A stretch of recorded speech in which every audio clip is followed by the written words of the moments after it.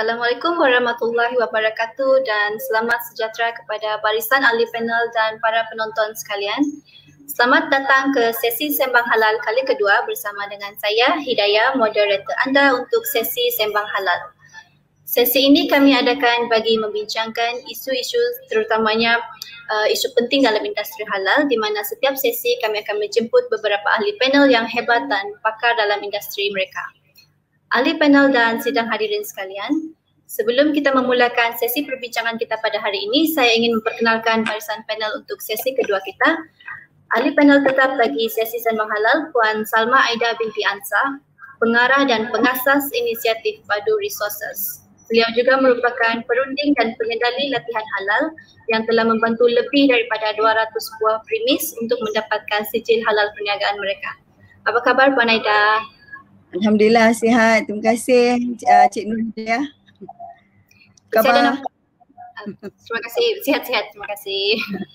Saya ada nampak poster yang Puan post di Facebook tentang kursus eksekutif halal. Mungkin Puan boleh ceritakan sedikit tentang kursus tu. Mana tahu ada penonton kita yang berminat untuk hadir dan mendapatkan sijil eksekutif halal. Okey, boleh. Terima kasih. Untuk sesi yang keempat sebenarnya, berikut adalah halal eksekutif program yang telah dianjurkan oleh pihak kami. Program tersebut merupakan modul yang telah diiktiraf oleh pihak JAKIM sendiri, HPB, dan program selama 10 hari. Weekend class Sabtu dan Ahad sebab sekarang ni kita buat online saja due to the pandemic, tapi insyaAllah pendekatan dia sama seperti classroom juga, dan pelajar ataupun participant yang selepas attend the training ni nanti mereka akan being a certified HE halal executive di tempat masing-masing lah, dan please dan ini adalah peluang yang terbaik bagi peserta dan yang belum menjadi peserta, yang belum mendapatkan pensijilan halal eksekutif, peluang untuk mendapat pekerjaan terutamanya dalam membantu industri halal Malaysia, insyaAllah. Okey, terima kasih Puan Aida. Baiklah, beralih kepada ahli panel jemputan kita yang pertama, Datuk Dr. Haji Muhammad Hatta bin Muhammad Tarmizi, iaitu Timbalan Presiden Ikatan Pengamal Perubatan dan Kesihatan Muslim Malaysia (IMEDIC). Beliau telah berkhidmat untuk Kementerian Kesihatan Malaysia selama 25 tahun dan sekarang merupakan pengarah klinikal di Sabah Care Fertility Center, iaitu satu-satunya pusat kesuburan dan kesihatan reproduktif swasta di Sabah. Apa khabar Datuk Hatta? Alhamdulillah, sihat. Assalamualaikum, apa khabar semua? Waalaikumsalam. Terima kasih. Mungkin Datuk boleh ceritakan lebih lanjut tentang latar belakang Datuk? Ya, Bismillahirrahmanirrahim. Mulanya saya ingin mengucapkan terima kasih kepada pihak penganjur kerana datang menjemput saya untuk perkongsian pada petang ini. Saya sebenarnya di Sabah ni hampir 20 tahun lah. Sebelum tu saya mengutulah saya dengan Kementerian Kesihatan, dan hospital yang pernah saya kerja di hospital di Sabah ni antaranya Hospital Queen Elizabeth dan juga Hospital Wanita dan Kanak-kanak di Kingfisher sana. Dan memang saya juga terlibat dalam banyak NGO. Antara NGO yang saya orang kata bersama ialah seperti katakan tadi IMEDIC. Dan IMEDIC adalah NGO yang ingin memberi antara lain selain daripada khidmat sukarelawan kepada masyarakat, spesial masyarakat di pedalaman dan pinggir, kita juga memberi awareness kepada especially kita punya orang Islam tentang kepentingan produk-produk halal ataupun kepentingan mengambil benda yang halalan dan thayyiban sebagai rutin kita harian. Jadi memang ini salah satu platform yang saya memang alhamdulillah saya amat bersyukur kerana kita dapat juga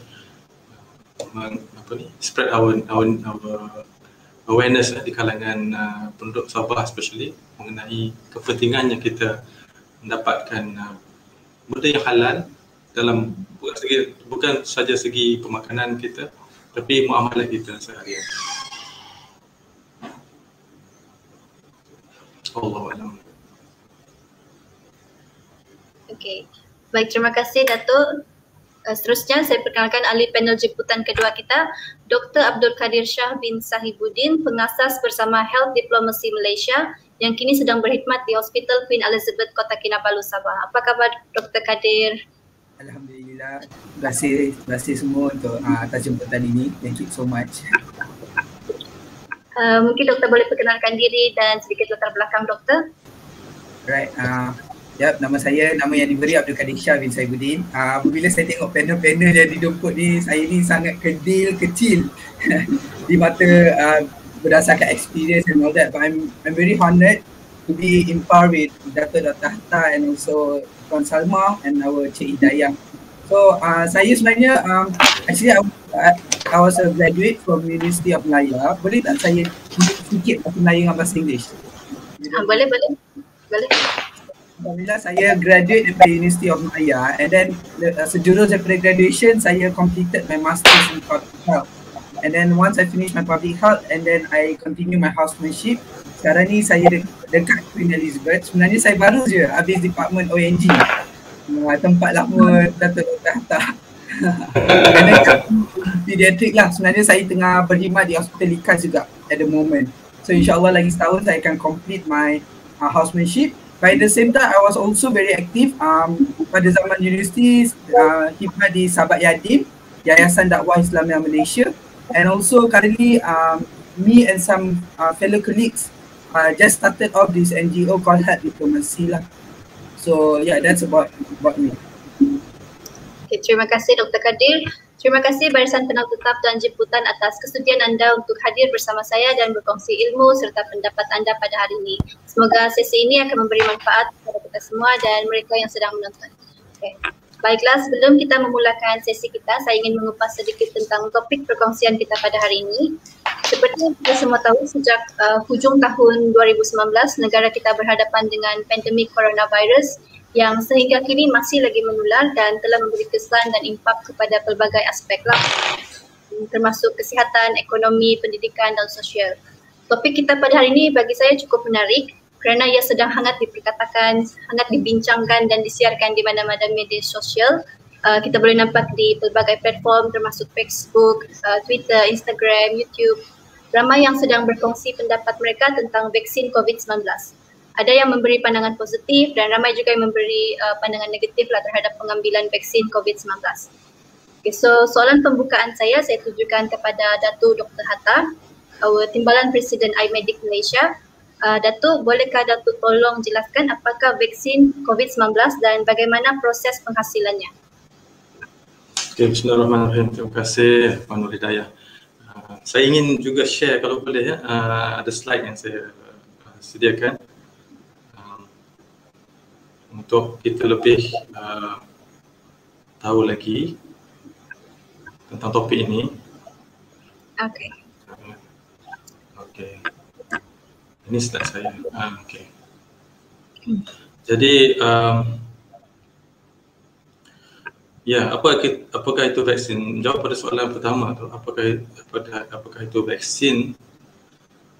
Pengenalan ringkas tentang vaksin ya. Vaksin ialah satu benda yang dihasilkan daripada sebahagian atau keseluruhan struktur suatu virus atau bakteria itu, yang bakteria itu telah dimatikan atau dilemahkan dan ataupun daripada kata protein subunit, sebahagian daripada proteinnya digunakan untuk apa? Untuk melawan balik antigen ataupun kuman atau virus atau bakteria yang menyerang tubuh manusia. Jadi boleh dikatakan kita mengambil sedikit elemen daripada penyebab penyakit itu dan menggunakan ia menghasilkan imuniti dalam badan manusia supaya apabila manusia terkena kepada antigen tersebut, dan contohnya di sini ialah virus COVID-19, badan manusia itu dapat menghasilkan imuniti ataupun defense system dikatakan untuk melawan virus tersebut. Jadi virus ni membantu sistem imun kita mengenal pasti kuman ataupun virus itu supaya sistem imun cukup bersedia untuk menyerang dan mematikan dia. Dan pentingnya kalau kita dijangkiti oleh virus tersebut, badan kita insya-Allah Allah akan protect dan kita terhindar daripada masalah yang lagi teruk. So kalau kita lihat di sini, kalau kita tengok virus COVID-19 ni rupa dia macam bola corona, coronavirus, dan dia ada crown, dia ada mahkota di atasnya. Kita ambil sedikit sahaja daripadanya untuk jadikan vaksin. Jadi vaksin COVID-19 ni disuntik dalam badan, dan hasil dari suntikan itu badan kita akan menghasilkan immunity ataupun antibody yang spesifik untuk melawan virus COVID-19 ini. Dan vaksin ini akan meningkatkan tahap immunity badan kita terhadap COVID-19, dan hasilnya ialah sistem antibody kita akan bertindak ke atas COVID-19 sekiranya kita terdedah kepada virus COVID-19. Jadi bermakna vaksin ni bukan ubat dia bukan menghindarkan kita daripada mendapat COVID-19. Kalau kita tidak menjaga SOP, kalau kita tidak menjaga diri kita, kebersihan kita, kita masih lagi boleh mendapat COVID-19 infection oleh virus SARS virus ini. Tetapi paling tidaknya vaksin ini boleh menghasilkan antibody untuk melawan COVID-19 virus itu kalau kita terjangkit. Jadi kalau dikatakan apakah proses penghasilan vaksin ini? Penghasilan vaksin mengambil beberapa fasa, ya, dan mengambil beberapa tahun. Dia ada fasa paraklinikalnya yang dikatakan kita test dulu vaksin yang kita dapat itu kepada binatang sebelum kita test pada manusia. Kemudian bila kita dapati bahawa tidak ada masalah adverse effect ataupun masalah side effect kepada binatang, baru kita bawa kepada manusia. Fasa pertama ialah di mana dia test dengan segelintir saja ataupun a small number of subject. Ya. Kemudian kalau nampak tidak ada masalah, baru dia bawa ke fasa kedua di mana kita akan test kepada lebih ramai lagi subjek manusia, dan bila kita dapat okey, kita juga test pada orang yang ada dan tidak ada COVID-19 itu, kemudian kita bawa kepada fasa ketiga dan seterusnya. Jadi penghasilan dia bukan orang kata overnight, ya. Dia penghasilan dia ada agak lama dan dia mengambil banyak test-test yang kita kena buat, kajian ataupun trial yang kita kena buat sebelum kita boleh mengatakan vaksin itu selamat dan boleh digunakan untuk umum lah, ya. Jadi konteks saya, puan-puan ada mengatakan, tanya kepada saya, adakah vaksin COVID-19 ini halal? Adakah yang halal? Kita kena lihat apa sebenarnya dalam kandungan satu vaksin itu. Ada 6 komponen yang penting dalam satu vaksin. Jadi kita ada bahan utama dia. Bahan utama dia kalau dalam virus vaksin COVID-19 ini ialah virus COVID-19 itu sendiri atau SARS virus version 2 tu. Dan ini diletakkan dalam bersama 5 komponen lain, antaranya stabilizer ataupun bahan untuk stabiliskan vaksin itu supaya bila disimpan di tempat yang sejuk beku ia lebih stabil. Kedua ialah bahan pengawet atau preservatif yang dibenarkan. Nombor 3 adalah trace element atau trace komponen, iaitu bahan akhir daripada penghasilan vaksin itu yang selamat dan tidak memberi apa-apa masalah, dan bahan adjuvan iaitu bahan tambahan dalam komponen pembuatan vaksin, dan akhir juga ada antibiotik dalam tu untuk menghindarkan daripada kontaminasi bakteria untuk vaksin itu menjadi lebih efektif. Jadi adakah kalau kita katakan adakah ada bahan ramuan haram ke dalam vaksin COVID-19? Kita telah diyakinkan ataupun kerajaan telah meyakinkan kita bahawa sebenarnya dalam saya rasa Dr. Kadi akan touch about the vaksin nanti, tapi dalam vaksin yang kita ada sekarang ni, Pfizer ke, AstraZeneca ke, Sinovac ke, tidak ada elemen-elemen haram di dalamnya. Ya, tidak ada elemen-elemen haram dalamnya. Malah Sinovac, vaksin daripada China itu, telah pun mendapatkan sijil halal daripada Indonesia, dari Majlis Ulama Indonesia atau MUI. Dan Sinovac sekarang ini dikeluarkan di Pharmaneka, iaitu dikeluarkan di Malaysia. Dan ialah merupakan satu-satunya vaksin yang disahkan halal di dunia. Kita yang hilangkan dia semula di Malaysia selepas kita mendapat vaksin itu daripada China. So kita manufacture, kita yang buatkan, hilangkan balik vaksin itu. Dan ini adalah bukti di Indonesia di mana mereka dapati vaksin Sinovac telah disahkan halal oleh Majlis Ulama Indonesia. Malah kalau kita tengok dalam satu keratan akhbar tahun lepas bulan Oktober, halal certification standard for COVID-19 vaccine will be ready insyaAllah by 2021, by this year insyaAllah. JAKIM sendiri akan work together, Halal Development Corporation akan work together dengan JAKIM untuk menghasilkan vaksin yang halal, yang JAKIM certified halal di Malaysia. Jadi kalau kita tengok apakah kandungan vaksin Comirnaty ataupun Pfizer tu, dia tidak ada bahan-bahan pengawet yang haram sebenarnya. Lipid, even hatta lipid yang dalam tu ialah lipid yang tidak daripada binatang. Pasal it's impossible to hasilkan something from binatang untuk vaksin. It does not contain any restricted material seperti porcine derived material, gelatin from porcine animal origin ataupun animal derived glycerin ataupun stearic acid sebagainya. So kita dapat tahu bahawa tidak ada barang-bahan yang haram dalamnya. Malah kalau kita tengok British Islamic Medical Association di UK, bila orang tanya, does the vaccine contain pork element atau tidak? There's no part of the pork yang kita ataupun the pig yang kita boleh letak sebagai vaksin. So there is no pork element atau any other element ingredient di dalam vaksin tersebut. So itu dia bila orang tanya tentang AstraZeneca, yang sebelum ni Pfizer. So Pfizer tidak ada elemen haram, AstraZeneca tidak ada elemen haram, dan Sinovac pun telah disahkan halal oleh Indonesia dan Malaysia insyaAllah. So saya rasa untuk pertama ini saya rasa jawab pada soalan tu, apakah vaksin tu dan macam mana prosesnya dan adakah dia halal. Saya rasa insyaAllah saya terjawablah jawab soalan tu. Terima kasih Datuk atas penerangan yang cukup jelas sebentar tadi. So untuk sebagai ringkasan, vaksin COVID-19 ni adalah sebenarnya bakteria yang dimatikan untuk melawan balik bakteria yang menyerang tubuh manusia. Dan pelbagai kajian telah dilakukan sebelum vaksin COVID-19 ini diinjek kepada tubuh manusia. Dan untuk menjawab adakah vaksin COVID-19 ini ada kandungan haram ataupun tidak, vaksin COVID-19 adalah bebas daripada ramuan haram dan tiada elemen-elemen haram di dalam vaksin COVID-19. Terima kasih Datuk Hatta. Soalan seterusnya saya ingin tanyakan kepada Dr. Kadir. Seperti ramai yang telah maklum, ada beberapa jenis vaksin yang diperkenalkan sebagai usaha pencegahan wabak COVID-19. Adakah tahap keberkesanan vaksin berlainan mengikut jenis vaksin yang diambil seperti Sinovac, Pfizer dan AstraZeneca? Alright, terima kasih banyak. Boleh dengar ke? Sedikit perlahan. Mungkin boleh kuatkan sedikit. Okay, sekarang? How about now? Okay, a little bit better. Okay. Okay. Alright, terima kasih banyak. Thank you. Terima kasih banyak kepada Cik Hidayah, and also a very interesting presentation. Sebenarnya Datuk Hatta already gave a very simple and ringkas explanation about vaccine and also dia punya kandungan juga. So balik pada soalan yang moderator tunjukkan adalah what's the efficacy.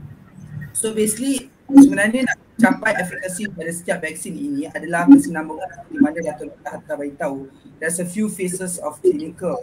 So macam seperti mana dekat slide tadi ada cakap 4 phases of clinical. So however in Pfizer and also AstraZeneca, they already in the phase 4 juga of the clinical trials, and also Sinovac dia baru juga bikin dekat phase 4 of clinical trial in February 2021. So dekat sini bila kita nak jelaskan the efficacy, it has to go through all the stages. Jikalau efficacy dan safetyness itu memudaratkan masyarakat itu, dia tidak akan sampai dekat phase 4 itu sendiri. Sebab apa beza phase 1, phase 2, just to make audience kita understand. Phase 1 adalah apabila kita nak test dia punya safety dan juga dia punya positif kat small population, kat masyarakat yang segelintir saja. Dan bila masuk ke klinik atau phase yang kedua, dia akan explore lagi dia punya safetyness, dia punya effectiveness, and also dia akan target population in a larger group. Then when it goes to phase 2, it goes a bigger group, and then phase 4 is the general population and also the side effect in the longer term. So dekat sini apabila vaksin itu sendiri, kalau dia dah masuk ke phase 4 clinical trials, we are sure the efficacy itu sudah capai di mana ia memberi benefit outreach disadvantages je. So itu yang saya nak menekankan. In fact, what are the vaccines here? The vaccines that is already approved by Malaysia, especially the National Pharmaceutically Regulatory Agency, NPRA, it is ensured that the efficacy and the safetiness is outreach the disadvantages. Bukan nak kata semua benda 100% safe, but it is highly benefit compared to the disadvantages. So back to the very specific studies that have been done. I mean, multiple studies and research sudah dilaksanakan. As we know that Pfizer already have this efficacy about 95%, more than 95%. 95% is like a A+ kat sini. Right? Segala sabun-sabun yang kita beli pun tak adalah cakap 100%, akan cakap 99%, 98%, 99.99%. Sebab apa? Sebab memang kita tak boleh buktikan apa-apa yang kita buat ini 100%. But we can show based on the studies dekat phase 4 clinical, phase 4 trials, berdasarkan kajian yang dilakukan kat general population, it shows the effectiveness more than 95%. So itu yang pertama. Yang kedua, AstraZeneca has about more than 90%. Lepas tu orang persoalkan, kenapa AstraZeneca 90% and then Pfizer is 95%, so better take as Pfizer. But then coming to the question, every vaccine trials are different, the populations are different. You tak boleh nak make sure 10,000 population that use in Pfizer is equivalent to the 10,000 population that uses in the AstraZeneca. So the population could be berbeza, the gene could be berbeza, the comorbidity penyakit yang ada pada orang yang mengambil vaksin itu semasa study ini dijalankan boleh jadi berbeza. There's so many variables kat situ. Tetapi apa yang kita boleh pastikan adalah the efficacy is more than 90%, is really good enough already to prove that this vaccine is safe to the people, to the population out there. But not to say that it is 100% safe, but it's definitely safe against the COVID itself. Alright? So itu yang point yang I nak tekankan. And also in Sinovac, the phase 4 trials baru dijalankan, I think about 3 more months. I think there's more studies needs to be done to also talk about the efficacy in the, I mean, there will be changes percentage because it's still quite new, baru juga 3 bulan dijalankan in the phase 4.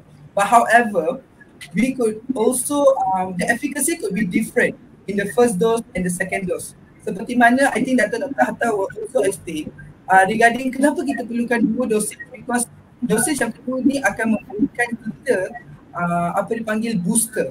Sebab kalau kita tengok vaksin punya graph, I mean our immunity punya graph for vaccine, it's always a spike of immune and then dia akan turun balik.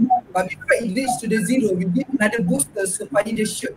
So this is where our mechanism kat body kita akan create a memory cells, di mana kita akan, contoh kita nak perang kan, kita kena ada soldiers, right? All the soldiers are equipped with weapons and all that. So perang yang pertama kita against contoh negara A, kita kemungkinan ada kelemahan sikit, tapi kita sudah hafal strategi dia. So bila diorang datang balik kali kedua, we are well prepared because we know who is our enemy. So that same goes into our body measure. So bila kita bagi dos pertama, kita bagi immune, tapi bila virus tu datang, we need to give a second dose supaya we are well prepared so that our body ada memories of the immune cell itself. So this is a very layman yang saya akan sampaikan supaya masyarakat faham why this double dosage. I think that's important because talking about content, talking about halal and everything, I think Dr. Hatta has said it clearly. So I think there's not supposed to be a question about halal of the vaccine itself, and then about my place, the efficacy is to be questioned. Adakah vaccine ini efficacy dan ini question mark, because it has been done as studies and it already reached to phase 4. That means it's good for the general population. Over to you, Cik. Okay, baik. Terima kasih Dr. Kadir. Bagaimanakah vaksin ni, mungkin Dr. Kadir boleh share bagaimanakah vaksin bertindak dan membantu dalam pencegahan wabak COVID-19 ni, dan mungkin boleh share juga apakah kesan-kesan sampingan yang biasa dialami dan apakah kesan sampingan yang kita boleh rawat sendiri di rumah, dan apa pula kesan sampingan yang perlu rujukan doktor dengan kadar segera. Alright, thank you so much. I think this is a very interesting because seperti mana yang kita tahu mungkin sebahagian atau segelintir sudah pernah dengar. Kenapa kita perlu vaksin as many population as possible? It's because we are trying to achieve a herd immunity. So a herd immunity is not achievable in this moment sebab kita punya spike of COVID-19 is quite high juga. So what is herd immunity adalah apabila 90% of the population gets vaccinated, kita dilindungi daripada virus itu, dan 10% yang tidak divaksin ini mungkin disebabkan a few reason kenapa dia tak vaksin akan dapat diselamatkan juga. That is herd immunity. Tapi in COVID-19, why herd immunity is not able to achieve yet? Number one is because the sporadic spread is still there. Ramai sangat infected. So what we can do is, number one is we get everyone vaccinated. Number two is orang yang infected yang sudah terjebak dengan COVID, sedang mengalami fasa dalam COVID stage ini, mesti diasingkan. Kenapa? Sebab kita nak putuskan dia punya spread ataupun putuskan rantaian the spreadness of the infection, right? So there's two things that we need to do. Sebenarnya kalau kita pergi ke pusat vaksin PPV, bila kita pernah jadi COVID stage, dia akan postpone kita punya vaksin ketika. Tapi because why? They are doing these two elements. Number one is get many people to be vaccinated. Number two is to send those who are affected supaya kita boleh mencegah ataupun putuskan rantaian itu. Itu yang pertama lah. Kalau kita nak fahamkan more about about how does Malaysia or even the worldwide active with COVID-19.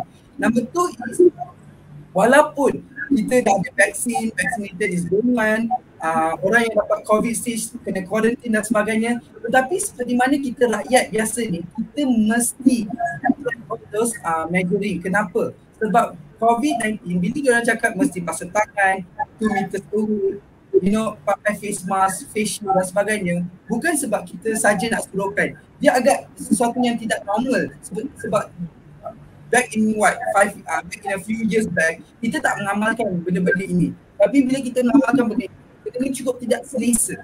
So, why are we saying this is to prevent the rantaian. Kalau benda-benda ini tidak berlaku, kalau benda ini tidak dipraktikkan, the vaccination is not going to be effective. Why? Because the vaccine will be effective only if a herd immunity is achieved. A herd immunity is achieved, there's no sporadic chain or there's no high spike of cases. So semua ini is a virtuous cycle. Everything needs to happen simultaneously. Sebab itu kerajaan mengadakan MCO, in the same time vaccinated program is going semakin bertambah. PPV centers are increasing. We need to get the job done faster. Itu adalah konsep yang tengah berlaku di Malaysia pada ini. So what are the side effects yang akan berlaku bila kita jab?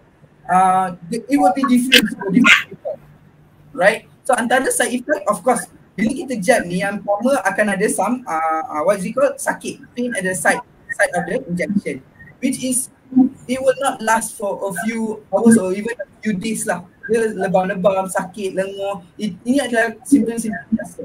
Yang kedua adalah mungkin akan rasa lesu, letih, pening kepala ataupun demam-demam. Tapi side symptoms ini adalah symptoms yang akan berlaku tapi dia sangat-sangat sekejap. It could take hours, it could take a few days, but eventually it resolves.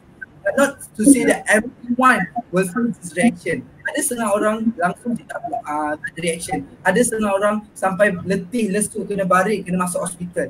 Yes, there's a spectrum of reaction towards the vaccine. So, but to say that whatever the reaction is, we are prepared. Sebab tu akan ada observation after a person gets vaccinated. There will be an observation about 15 to 30 minutes depending on your comorbidity, and it could be up to 45 minutes. Supaya apa? Kita dapat nak monitor jika ada reaction terhadap vaksin itu, maka kita boleh attend kamu secepat mungkin. Dan reaction ini takkan bukan nak menakutkan, but it doesn't give you a drastic reaction. It's just a very minimal reaction yang akan berlaku kat badan kita di mana kita dapat menentukan. So I think these are certain side effects. and much more rare side effects macam you akan ada muscle joint pains, muscle pains and all that. But then these are very vague signs and symptoms which I think that people should not be afraid of because we are well prepared to deal with the side effect. Right, over to you, Cik Hidayah. Okay. Terima kasih Dr. Kadir. Okay, so kalau contoh for people yang sudah injected, kalau diorang just kena demam, diorang boleh rawat diri sendiri di rumah ataupun diorang demam sedikit, diorang terus kena rujuk doktor. So I think this is something that I mean people will be advised, but if you are worried that your fever doesn't resolve, you're having chills and rigors kan setengah sampai menggigil dan sebagainya, you can always go to the hospital to seek immediate attention. But however, if let's say there's slight fever and all that, you monitor yourself first. Kamu boleh rehat because the most important is to get enough rest right after the vaccine. Try to imagine we are injecting this vaccine into your body, the body will take time to react to it, to build the immune system. Benda baru, dengan nak build the immune system, it takes some time and your body will try to react. So the reaction that causes you the fever, you should not be so afraid, but you should know when things doesn't resolve in a few days, then you have to go back to the hospital. So I think what's most important is to monitor yourself, and if you're worried, you have to go to the hospital. I will not advise you to go to the pharmacy to take some medication and all that because sampai kita cuba jadi kita sebagai doctor and then we try to prescribe all the medications, overloaded medicine, and then it becomes a side effect to that medication. What I will advise is to monitor yourself, and if you think you are worried and the symptoms doesn't resolve, always you are free to go to the nearest kesihatan or even hospital, right? Okay, terima kasih Dr. Kadir atas penjelasan yang sangat jelas tadi. Baik, saya beralih kepada Puan Aida, perunding halal dan pakar dalam isu-isu halal. Okay, Puan, banyak spekulasi yang mengatakan vaksin ni adalah haram dan ada segelintir yang mengatakan ini adalah sebenarnya agenda jahat kuasa barat. Pada pendapat Puan, dari mana datangnya spekulasi sebegini dan kenapa masih ramai yang mempercayainya? Okey, bismillahirrahmanirrahim. Terima kasih Cik Hidayah di atas soalan tersebut dan terima kasih juga kepada Datuk Dr. Hatta Tamizi dan juga Dr. Abdul Kadir Shah, satu penerangan yang sangat very informatif, sangat penuh. So saya rasa spekulasi berkenaan vaksin ni halal atau tidak dah diterangkan sendiri oleh Dr. Hatta sendiri tu tadi, dan saya rasa masyarakat pun ramai yang aware berkenaan status halal ataupun tidak vaksin ni, sebab saya rasa even mesyuarat khas Jawatan Kuasa Muzakarah Majlis Kebangsaan pun ada, dan Bagai Agama pun dah memutuskan bahawa hukum penggunaan vaksin COVID-19 ni adalah harus dan wajib diambil oleh golongan yang segala golongan lah, sebab saya bukan ahli nak bercerita berkenaan dalam base syariah ataupun tidak, tapi at least perkara ni adalah sesuatu yang sesuatu yang boleh memudaratkan kita. So saya rasa ia adalah satu perkara yang wajib kita ambil. Dan mengatakan adakah ia agenda Yahudi ke whatever mana agenda, sebenarnya ia adalah agenda orang yang tak nak divaksin ataupun senang saya katakan anti vaksin lah saya kata. Cuma saya rasa golongan ni sebenarnya terpencil saja, tak ramai. Saya rasa Dr. Abdul Kadir dan Dr. Hatta pun bersetuju. Sebenarnya tak ramai pun golongan ni. Ramai lagi yang nak di-vaccinated. Cuma masyarakat ni hanya ditakut-takutkan saja. Dengan adanya teknologi sekarang, saya rasa untuk generasi yang muda macam kami ni kita tak terlalu termakan sangatlah dengan spekulasi yang tak elok benda ni semua. Cuma ia mungkin akan ada efek kepada golongan ibu-ibu bapa kita sebab mereka terlalu terhad, teknologi terlalu terhad. Dan bagi saya perkara ni sebenarnya perlu ditangani sendiri oleh pihak publik jugalah, pihak publik, orang ramai, anak-anak dan sebagainya. Dan macam Dr. Abdul Kadir Shah tadi cakap kan, sebab mereka ni ditakut-takutkan, oh kena vaksin ada tanam chip lah, ada apa lagi, ada macam-macam lah, ada besi lah dalam badan dan sebagainya. And then diorang percaya vaksin ni semua sakit dan tak elok, tak bagus. Sebenarnya it is on opposite side lah. So saya boleh katakan yang perkara ni adalah digembar-gemburkan oleh mereka dari golongan yang kecil ni sahaja yang tak nak divaksin. Tapi saya peliknya mereka ini adalah, minta maaf saya cakap, mereka ini adalah golongan yang sangat hipokrit. Sebab apa, they have been vaccinated sejak kecil oleh ibu bapa, dan suddenly bila tiba pada anak-anak dia, mereka tak ada kepada anak-anak mereka lah untuk diri dan juga diri mereka untuk tidak divaksinasi.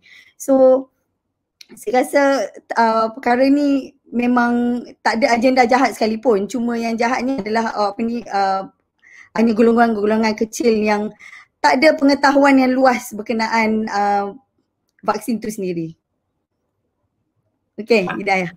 Okay. Pada pendapat Puan Aida, apakah usaha-usaha yang kita boleh lakukan untuk tingkatkan kesedaran orang ramai tentang vaksin ini sebenarnya tidak bahaya dan kepentingan pengambilan vaksin? Salah satu dia macam yang kita buat pada hari ni lah. Saya rasa lately ni banyak awareness berkenaan pengambilan vaksin dan sebagainya. Dan antara salah satunya daripada kerajaan juga, inisiatif kerajaan untuk turun padang untuk dekat terus kepada masyarakat, terutama kepada masyarakat yang tak ada aplikasi dan sebagainya dan tak ada komunikasi multimedia dan segalanya. So and then antara salah satunya juga peranan media massa dan juga orang ramai pun juga turut membantulah dalam kesedaran, sebab lately ni saya nampak ramai doktor-doktor, pakar-pakar menggunakan platform media massa untuk memberi kesedaran kepada masyarakat betapa pentingnya vaksin ni kepada pengguna dan kepada rakyat Malaysia itu sendiri.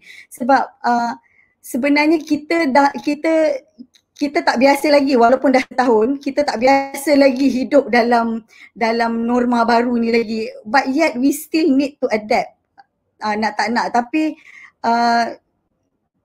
kita kena ada usaha ke jalan itu untuk keluar daripada COVID-19 ni sendiri. So antara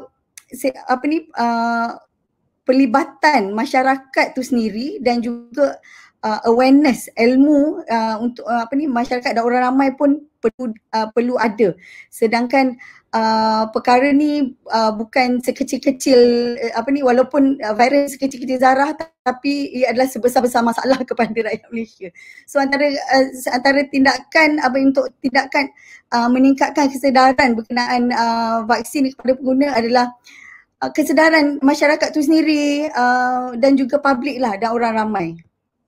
Dan tak lupa juga bagi saya lah, ini pendapat saya sendiri, penglibatan ahli-ahli politik juga untuk turun padang untuk melakukan langkah-langkah untuk membantu masyarakat dekat sekitar tu untuk memberi penerangan kebaikan dan kebaikan dan bagusnya bila kita telah divaksin.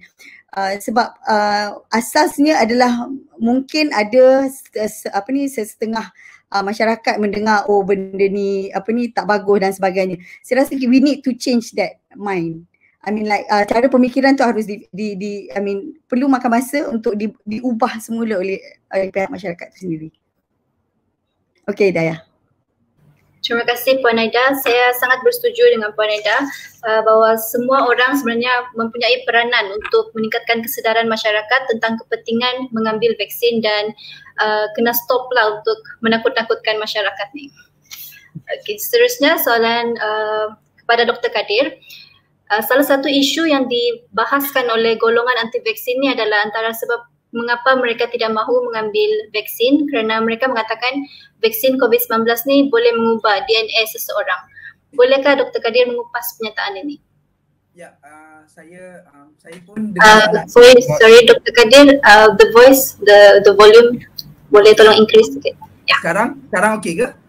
I hope. Okay. Alright. Thank you. Alright. So betul, soalan ini sangat dibunyi-bunyikan di media sosial and all that. So back to the question, macam mana saya nak bidas this statement. Number one is yes, as you know that people saying Pfizer ini, okay, saya just nak make it clear antara Pfizer dan juga AstraZeneca. Pfizer punya vaksin ini coming from an element of RNA, and then AstraZeneca coming from an element of DNA. So nak katakan how does this vaccine works dalam kata layman ini, it's where bila vaksin ini diinjekkan, apa yang berlaku seperti AstraZeneca ni, DNA yang masuk itu akan masuk ke sel kita, dan sel kita, DNA yang kita masukkan itu dia akan ada proses masuk ke dalam sel nukleus kita. Bila dia masuk dalam sel nukleus kita, dia tidak akan interrupt our genome, our genetic, not at all. What is going to be doing over our cell punya ni is they're going to transcribe into an RNA and it's going to produce a protein over the virus, right? So if you can see in a layman term, yes, DNA is injected, but it doesn't disturb your human genome. It doesn't disturb your human genetic cells. What it do is it uses the space over the cells to transcribe the mRNA and to produce a protein. Faham tak? This is a very complex mechanism or biochemistry yang tengah berlaku. Tapi secara amnya kalau kita tengok banyak research mengatakan this vaccine doesn't interrupt your human genetic. Tak ada pula sepanjang yang ambil vaksin ini kita jadi terencat ke, kita ubah cara attitude kita ke, mata kita tukar warna ke, this genetic. Adakah anything had happened over this 1 year getting this vaccine? No. So getting back to Puan Salma punya statement is because this just to get together just to link why does these people talking about DNA kena masuk dalam injak lah, kena monitor lah dan sebagainya. This doesn't make sense at all because there's no such thing of a chip there. I think Dr. Hatta stated clearly said all the ingredients in the vaccine and there's no element of microchip in the element. I mean, we just sometimes kan masa zaman my statement, we can debate with 10 people of knowledgeable people, but we cannot debate with one of stupid people. I'm so sorry to use this word, but this is the reality. We should not even agree with that, Doctor. We should not even focus to these kind of people because these are the minority yang just want to get attention in the media social, the popularity dan sebagainya. But I think majority of them really understand how does this vaccine really benefits to us. So just to give the overall view, number one is how does this vaccine work is it just uses our body and there's a process di mana dia akan jadikan dia protein, right? Yes, the DNA is injected, the RNA is injected, but it doesn't disturb your human genome. It doesn't changes your attitude. It doesn't changes your mental behavior and therefore thereafter. So I think there's no need to explain about the microchip and all that because I think this is like talking about the earth is flat. Like there was some incident telling about the earth is flat, but insiden yang sama juga tengah mengatakan sekarang yang if you are injecting a microchip gitu. So it's like I don't know how to debate this, but there's no point to debate to people who talk illogically. Yeah, over to you, Siti Nurhaliza. Terima kasih Dr. Kadir. Secara ringkasnya DNA ni memang disuntik di tubuh manusia tetapi dia tidak akan mengganggu human genetic dan dia cuma produce protein. Okay, terima kasih Dr. Kadir. That I can explain. Terima kasih. Doktor, kadang-kadang saya buat tambahan sikit lah. Ni cara masyarakat berfikir lah, masyarakat yang sebilangan ni. Kadang-kadang even DNA tu pun dia tak tahu apa. Dia pun tak tahu apa maksud DNA tu sendiri kan. Dia hanya fikir benda tu takut dan takut. Sedangkan actually challenging untuk kami yang ada ibu bapa yang tua-tua ni lah sebab mereka pun terdedah dengan grup WhatsApp dan sebagainya kan. Sebenarnya diorang ni hanya menakut-nakutkan saja. Tapi betul lah, we have to come up with that one solution which is kena kita tahu apa masalah sebenarnya yang apa yang mereka avoid tu, dan apa ni, dan mengapi-apikan orang lain untuk tidak mengambil benda tu, tidak ambil vaksin tu sendiri. Yeah, I just want to add on apa yang Puan Salimah cakap. It's because this anti-vaxxers is the minority. So dia ni macam this kumpulan yang tengah create a more follower. Yes. They know their thinking are illogical. So how do they recruit more followers to api-apikan atau menaikkan isu-isu hangat di mana orang betul lah. So they will create stories. So I think our part later, I think Dato' also will be talking about this today, di mana we need to play a role to spread what is the right thing. We should not even bother to debate with them. Faham kan? Saya tak rasa kita patut membidas or even talking to them. But we should tell everyone to spread the right thing. Yes. So far saya harap lepas ni tak ada belum dengar lagi dapat terima vaksin anak kena autism dan sebagainya, sebab itu antara perkara-perkara yang orang-orang yang golongan yang kecil ni lah yang selalu menggembar-gemburkan selain ada cip dan badan dan sebagainya. Alright. Terima kasih Dr. Kadir dan Puan Najah. Saya beralih kepada Datuk Dr. Hatta.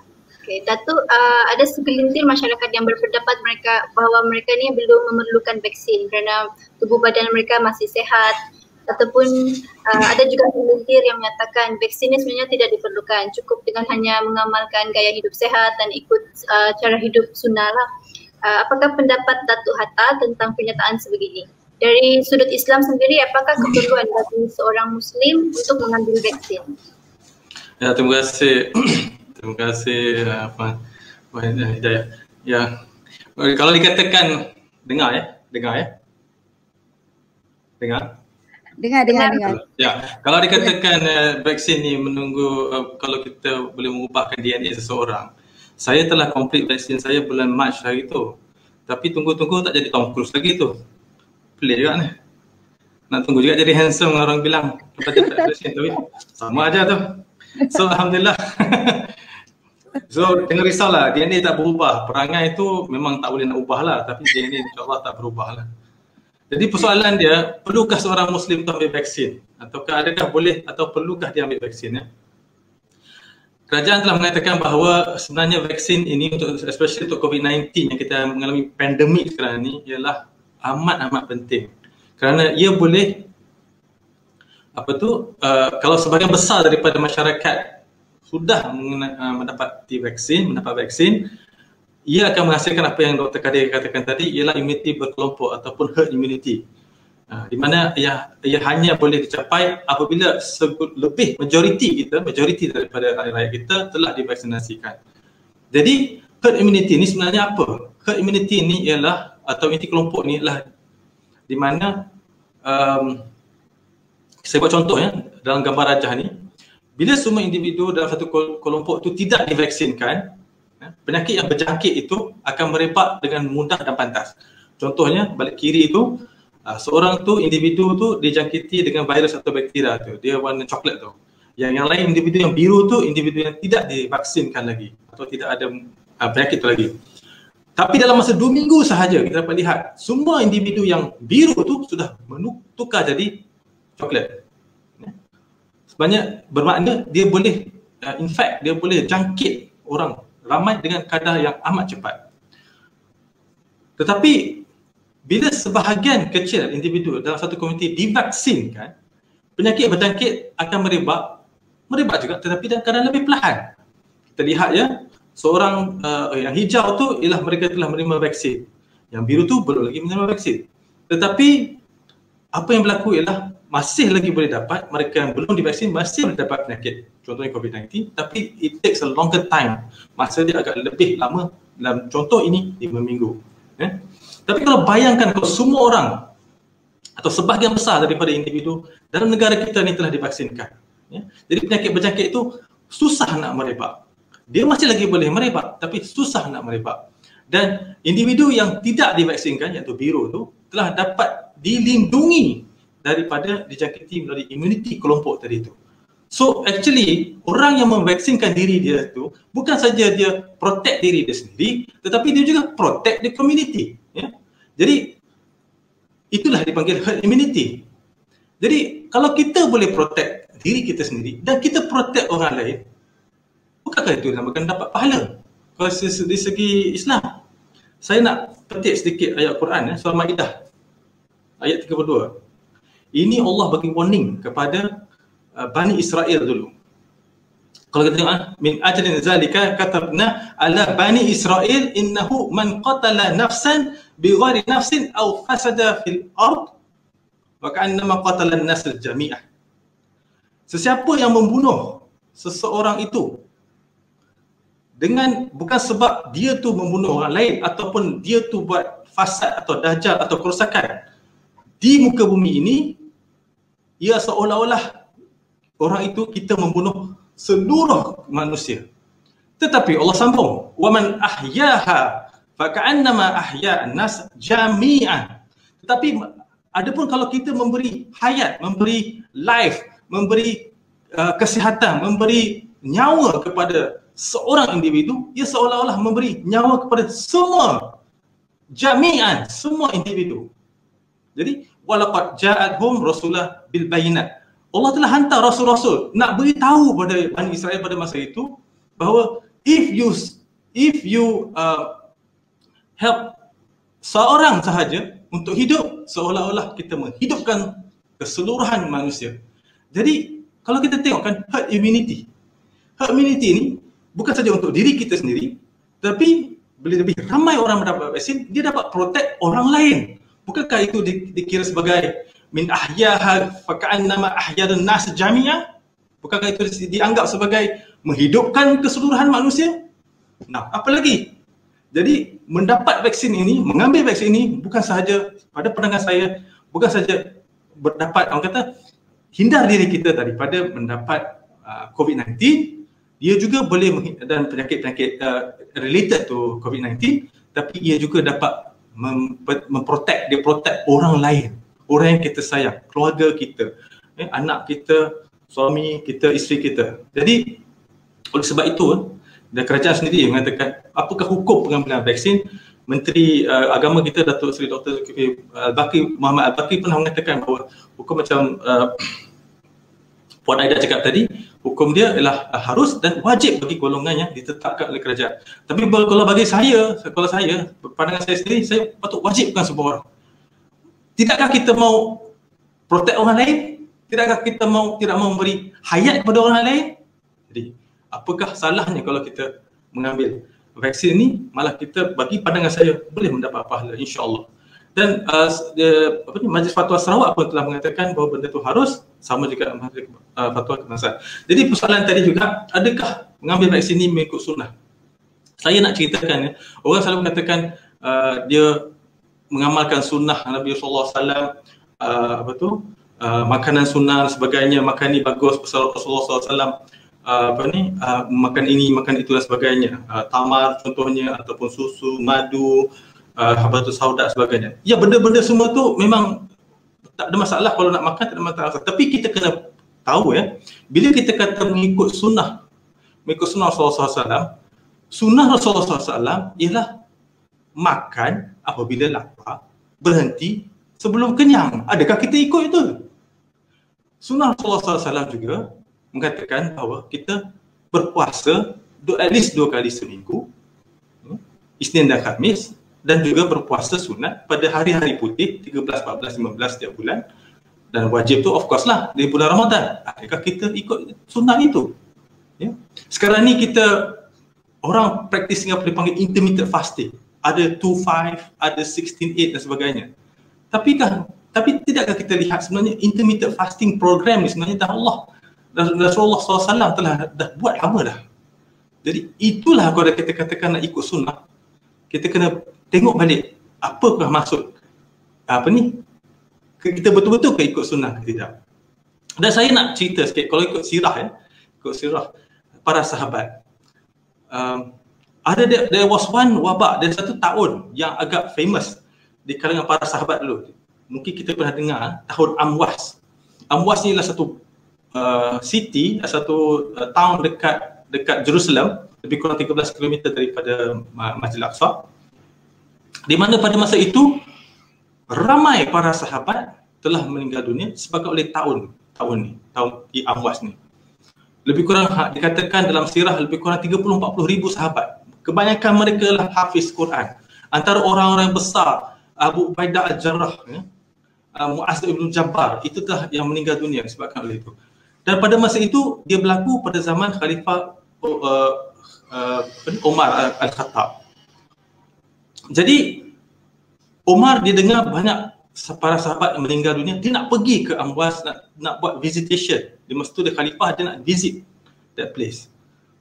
Tapi para sahabat ada menegur dia, mengatakan, ingat tak? Pernah Rasulullah SAW pernah mengatakan, ada satu hadis daripada riwayat Bukhari dan Muslim, jika kamu mendengar taun di sesuatu tempat, jangan kamu pergi kepadanya, dan jika berlaku di satu tempat sedangkan kamu berada dalamnya, do not get out from it, do not exit from it, jangan keluar daripadanya.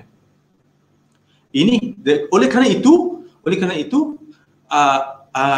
Khalifah Umar decided not to go. Dia decided to stay dan tidak dihantar surat sahaja. Pasal dia sedih mendengar ramai para sahabat yang syahid disebabkan oleh tahun ni. Tapi perasan tak? Ini hadis Rasulullah SAW. Tapi kita perasan tak? Sebenarnya what's this hadis all about? It's about isolation. It's about quarantine. Yeah? It's about quarantine. It's about PKP. You limit your movement. If you dengar ada satu tahun di satu tempat, do not go into it. Kalau you inside it, do not exit or get out from, keluar daripadanya. Because dia tak nak spread. Yeah? Tahun Amwas ni disebabkan oleh, dikatakan disebabkan oleh masa perang Yarmouk hari itu. Sebelum tu banyak mayat daripada askar-askar Romawi yang meninggal, yang mati disebabkan oleh peperangan tu, tapi dia cannot terlalu ramai. Para sahabat ataupun orang Islam pada masa tu susah nak tanam semua, itu menyebabkan penyakit tular pada masa itu. So kalau kita katakan kita ikut sunnah SAW, adakah kalau kita katakan kita ikut sunnah SAW, bukankah ini sebahagian daripada sunnah SAW? PKP ni sebenarnya, limitation of movement ni, bukankah daripada sunnah? Dan kalau kita lihat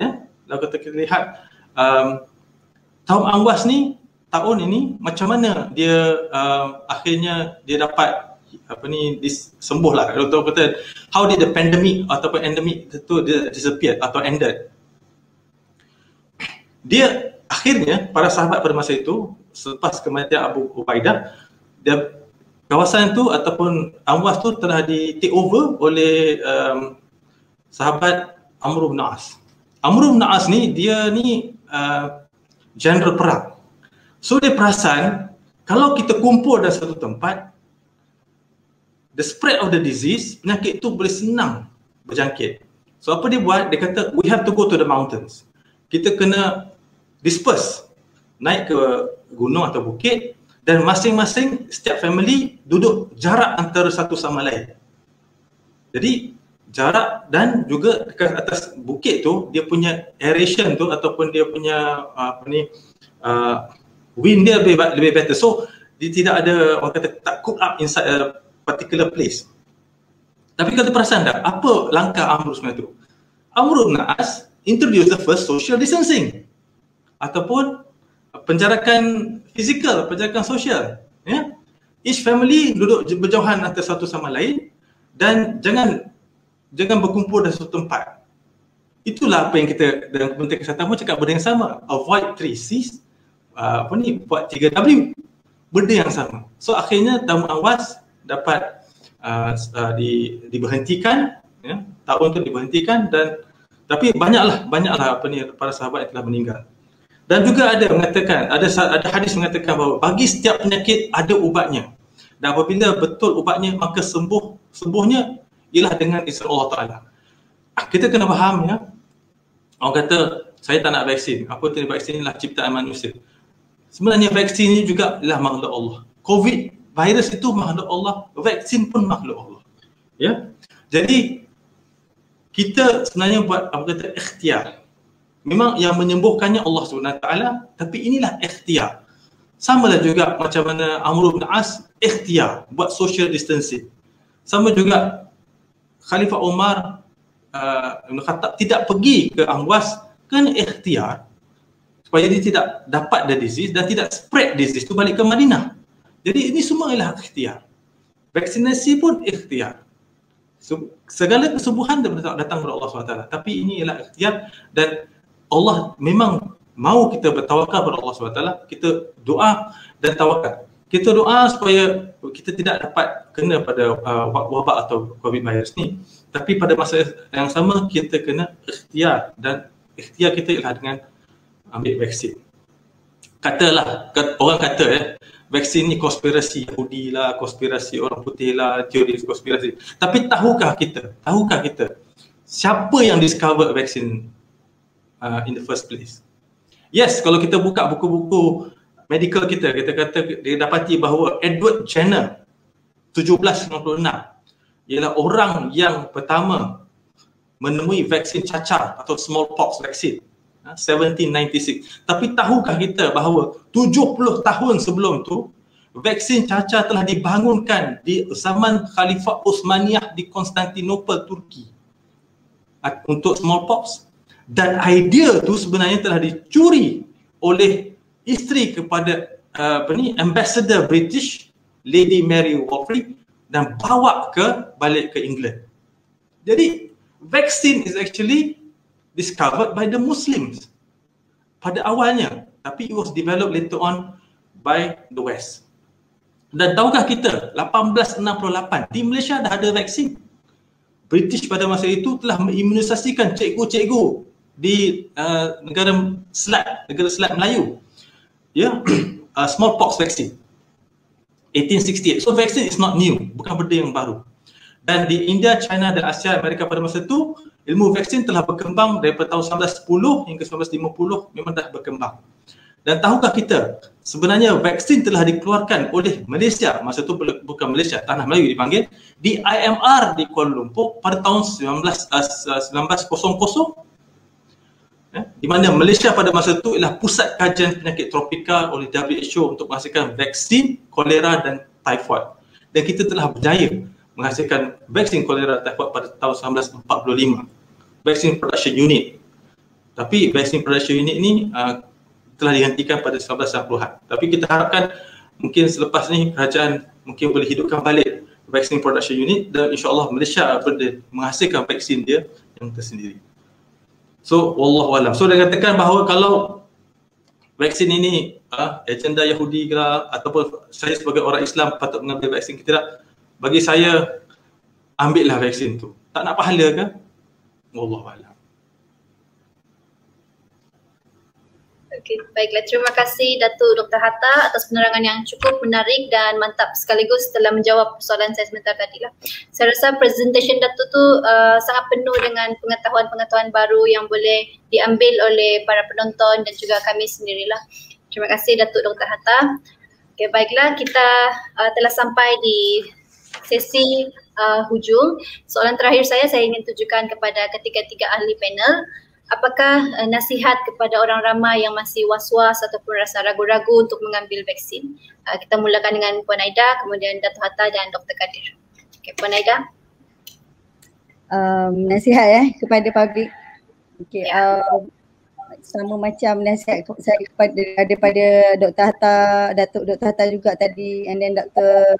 Abdul Kadir juga tadi. Ambillah vaksin untuk diri kita dan untuk masyarakat dan keluarga, sebab vaksin ni tak membunuh pun, cuma ia adalah untuk diri kita juga, untuk ini adalah antara satu jihad kita lah sebagai rakyat dan masyarakat juga. So ambil sahaja vaksin tu, dan tak ada perkara yang mengatakan ia tidak baik. Sesungguhnya apa sahaja ujian yang Allah berikan kepada kita, ada jalan penyelesaiannya untuk kita untuk kita mencari jalan yang lain untuk mencari ubat terhadap ujian yang Allah dah bagi tadi. Wallahualam. Terima kasih Puan Aida. Datuk Dr. Hatta. Jadi mungkin slide saya yang terakhir lah saya nak kata, dan kesimpulan saya.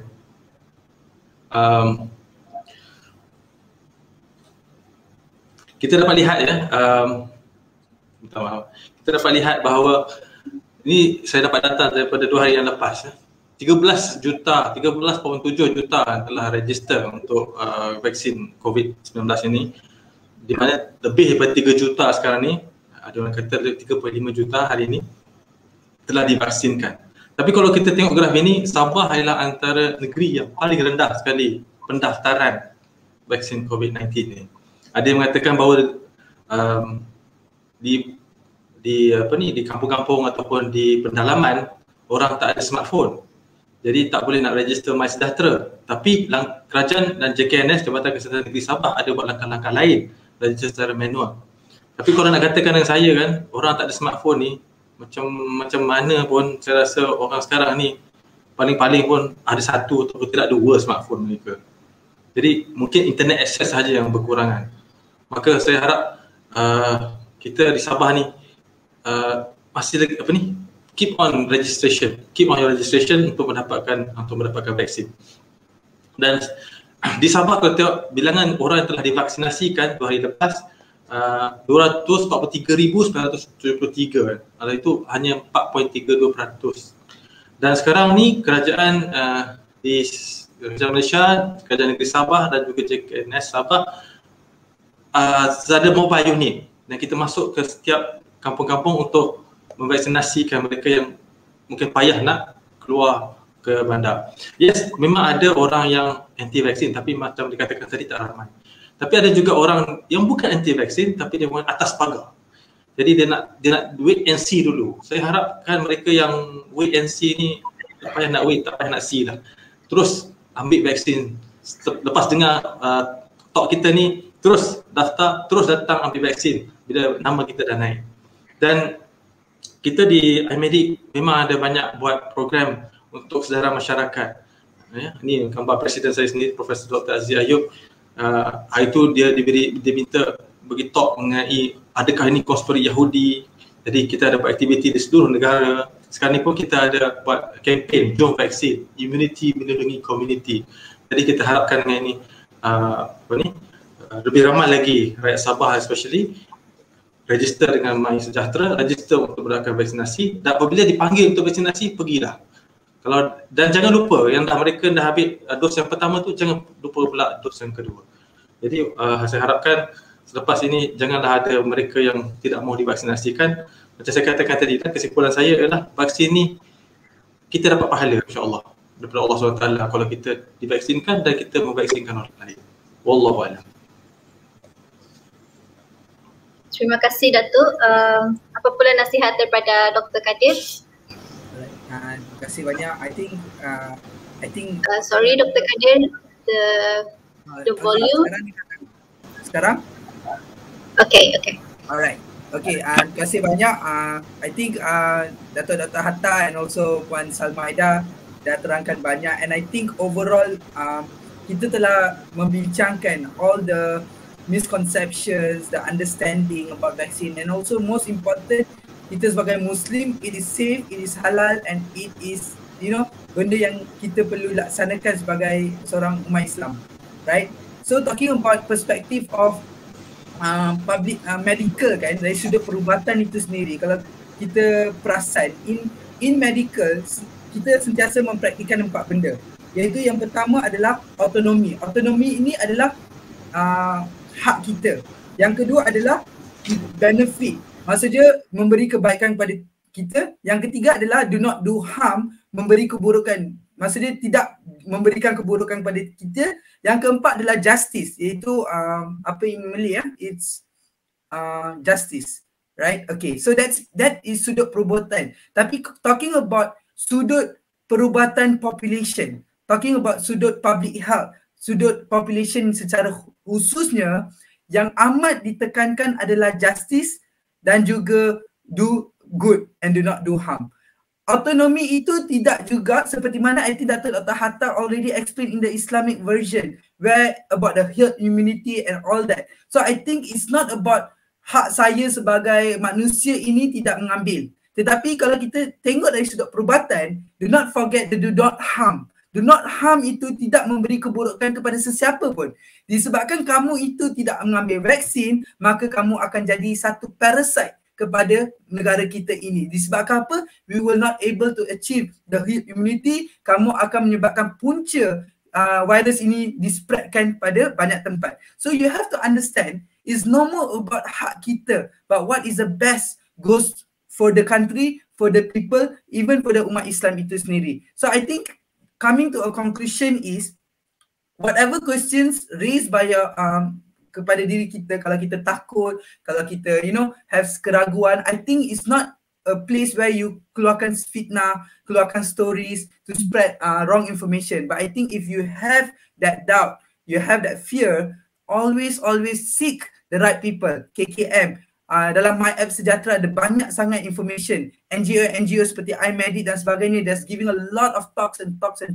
So I think to all the audience here, what is most important is to clear whatever misconception and doubt that you have, because it's clearly stated that this is safe. Vaksin mesti ambil supaya semua orang selamat, right? So that's from my side, and I wish everyone will able to grab as much information daripada from Dr. Hatta. I think a very good presentation. Puan Salma also, and then even I shared some of the efficacy of the vaccine itself. So I wish, I hope, and all the best to everyone, semua orang untuk dalam proses vaksin pertama dan dos kedua, insyaAllah. Terima kasih Dr. Kadir. Okay, saya ucapkan berbanyak terima kasih kepada Puan Aida, Perunding Halal dari Inisiatif Padu Resources, Datuk Dr. Hatta, Timbalan Presiden iMedic Malaysia, dan Dr. Kadir, Co-Founder of Health Diplomacy Malaysia. Terima kasih kerana sudi untuk bersama dengan saya dan berkongsi pengetahuan pada sesi kali kedua ni. Semoga sesi ini bermanfaat untuk semua, dan saya berharap sesi ini boleh serba sedikitlah membantu untuk meningkatkan kesedaran masyarakat untuk mengambil vaksin. Okay, baik, sampai di sini sahaja sesi kita. Semoga kita berjumpa lagi di sesi seterusnya. Terima kasih. Assalamualaikum warahmatullahi wabarakatuh. Waalaikumsalam. Terima kasih. Terima kasih.